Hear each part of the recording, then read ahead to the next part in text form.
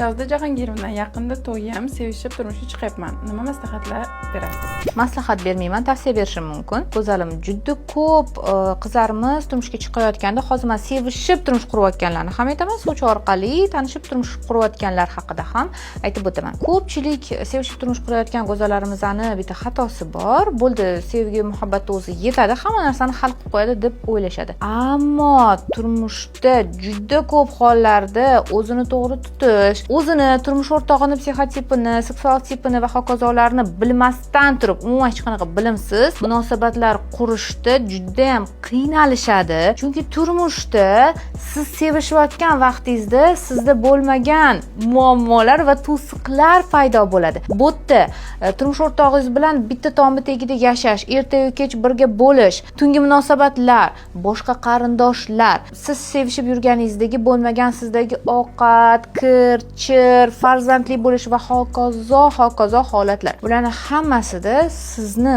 o'zingizni to'g'ri tuta bilishingiz, shundagina siz turmushda ham baxtli bo'lib, sevishib davom eta olasiz. Shuning uchun konfetishki, faqat sevgini o'zi turmushda yetarli emas, bilim kerak. Barcha bu va bu kabi bilimlarni esa siz faqatgina Euforiya 18+ afsonaviy 1 yilda 1 martagina bo'lib o'tadigan Gauss jamoasining kursidan topa olasiz. Bu kursda siz uchun barcha turmushingiz davomida kerak bo'lishi mumkin bo'lgan hamma yo'nalishda bilimlarni jamlaganmiz. Makiyaj darsi, intim gimnastika, arab raqslari, hattoki erkaklarning fikri, ma'shuqaning fikri intervyusi, jozibalilik darsi, erotik foto va video sessiyalar, erotik SMSlar, rolli o'yinlar, pozalar, hammasi siz uchun birgina Euforiya 18+ kursda. Boshqa hech qayerga yurib, hech kimni va hech narsani qidirib yurmaysiz. Ma'lumot olish uchun izohlarda